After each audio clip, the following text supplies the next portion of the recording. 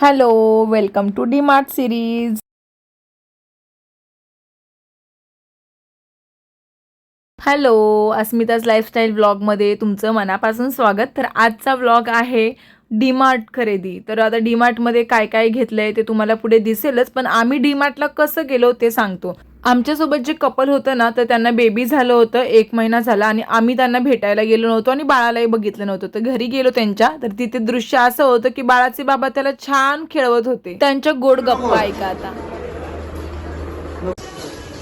उठा उठा उठा उठा उठा उठा उठा झोपायचं नाही.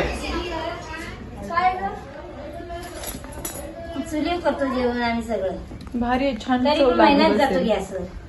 ऍक्च्युली फ्रेंड आमचा खोपोलीला राहतो आणि इतकं सुंदर घर आहे त्यांचं, गावामध्ये आहे आणि शहरी पद्धतीने सुद्धा त्यांनी अरेंजमेंट केली आहे आणि जेव्हा पाहिजे तेव्हा ग्रामीण पद्धतीने सुद्धा जगू शकता असा सेटअप आहे एक घरामध्ये.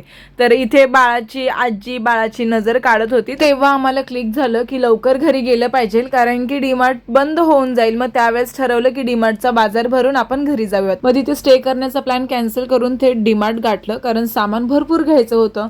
मग डीमार्टला गेल्यानंतर बघितलं तर आज संडेमुळे इतकं पॅक होतं, कारण भरपूर पब्लिक आली होती संडे असल्यामुळे आणि आमचा टायमिंग चुकला होता. बट ठीक आहे, लेट झाला, पण मुलं आज थोडंसं का होईना सामान घेऊनच जाऊयात. आणि डीमार्ट बोललं की सर्वसामान्य माणसाचा अगदी जिवारीचा विषय, कारण प्रत्येकाला वाटतं 2 रुपये वाचावे, संसाराला हातभार लागावा.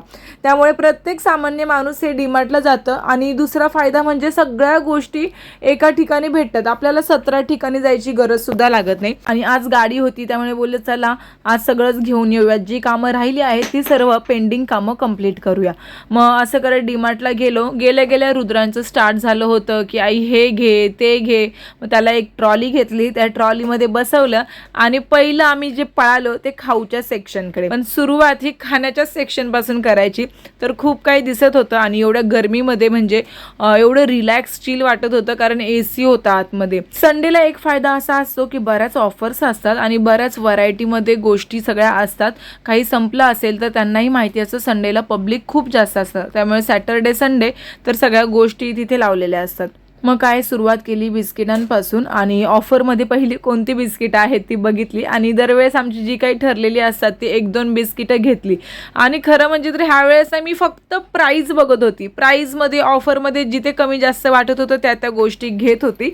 आणि मग ते बिस्किटचं सेक्शन कंप्लीट झाल्यानंतर आलो चॉकलेट्स कॅडबरीकडे.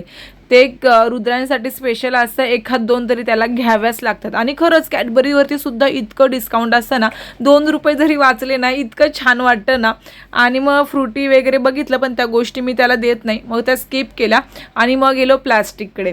तर प्लास्टिकमध्ये सुद्धा ज्या काही छोट्या छोट्या बरण्या असतात त्या एवढ्या म्हणजे स्वस्त दरामध्ये तिथे अवेलेबल असतात, त्याच तुम्ही ऑनलाईन चेक करा, क्वालिटी पण वेगळी येते आणि 10-20 रुपये बोललं तरी एक्स्ट्राच असतात.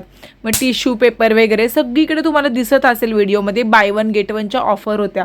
मग थोडेसे ड्रायफ्रुट्स घेतले आणि ड्रायफ्रुट्समध्ये पण बऱ्याच प्रकारे व्हरायटी असतात. मग आपल्याला जे चॉईस आपण करू, जे हवं ते आपण घेऊ शकतो. मग तिकडून जाता जाता थोडंसं कपड्यांच्या सेक्शनकडे वळालो. डेली वेअरसाठी वगैरे पण खूप छान छान जीन्सवरचे टॉप होते, कुर्ता होते. तर मला जे परवडलं त्या गोष्टी मी घेतल्या. जास्त महागातल्या गोष्टींना पण हात नाही घातला, कारण ह्यावेळेस बजेट थोडं कमी जास्तच होतं. मग रुद्रांशला बोललं 1-2 टी-शर्ट घ्यावे, कारण छोट्या मुलांचे कपडे तिथे इतके छान असतात आणि स्वस्त आणि मस्त सुद्धा असतात क्वालिटीला सुद्धा. तर मग तिथे 1-2 शर्ट्स घेतले त्याला सुद्धा, मला 1-2 शर्ट्स घेतले. आणि रुद्रांचे पप्पा हे फक्त बघत होते या दोघांचं काय चाललंय आणि ही नक्की कोणत्या कोणत्या सेक्शनमधून पटापट कुठे जाते, कारण फक्त अर्धा-1 तासाचा टायमिंग माझ्याकडे होता आणि त्या अर्ध्या तासामध्ये लिटरली घरातल्या ज्या ज्या गोष्टी मला आठवतात ते पटापट घेत होती.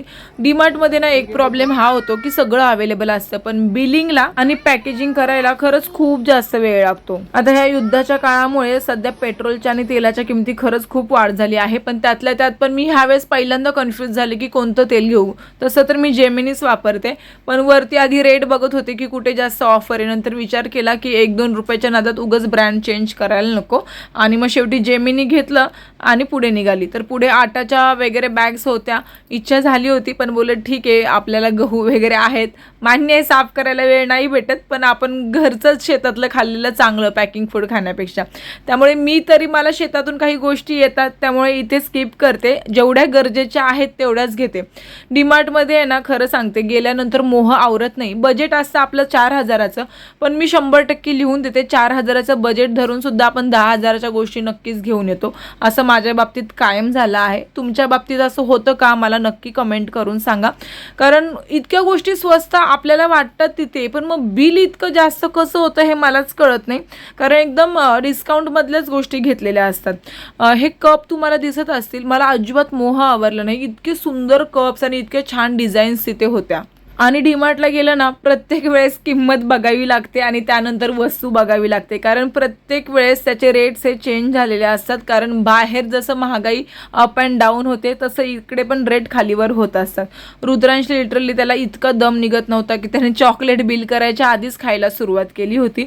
आणि बिलिंगच्या वेळेस त्याने लिटरली ते दोन्ही चॉकलेट संपवले होते. पूर्ण शॉपिंग होईसपर्यंत खूप खुश होते, पण जेव्हा की बिलाचा आकडा त्या पीसीवरती बघितला त्यावेळेस पूर्ण मूड ऑफ झाला की यार, मी एवढ्या कमीत कमी दरातल्या गोष्टी घेऊन सुद्धा बिल एवढं एक्स्ट्रा कसं झालं. मग बाहेर आलो ट्रॉली घेऊन आणि त्यानंतर गाडीकडे सामान न्यायचं होतं. मग रुद्रांश पॉपकॉर्नसाठी हट्ट करायला लागला. बोलला आता बास झालं, जे खायला घेतले तेच खावा आणि घरी निघा. कारण घरी जाऊन जेवायचं होतं, बाहेर खायची तर अजिबात इच्छा राहिली नव्हती. गप्पापणे घरी गेलो. घरी जाऊन मस्त डाळ भात कुकरला लावून दिला, फ्रेश झालो छान आणि दिवसभराचा थकवा एकदम बाजूला निघून गेला. कारण कुठेतरी समाधान होतं की अजिबात पैसे वेस्ट न करता आपण ज्या गोष्टी महत्त्वाच्या आहेत त्याच डीमार्टमधून घेतल्या आहेत आणि कुठेही आपण वेस्ट नाही केला आहे. संसाराला 1-2 रुपयाचा सुद्धा हातभार लागला ना एखाद्या स्त्रीकडून, तरी तिला त्यातच खूप जास्त समाधान वाटतं. काही वेस्ट घालण्यापेक्षा काहीतरी बेस्ट केलं आहे याचा आनंद प्रत्येक स्त्रीला मला वाटतं होतच असेल. बाकी डीमार्टचा ब्लॉग कसा वाटला कमेंट करून नक्की सांगा. बाय.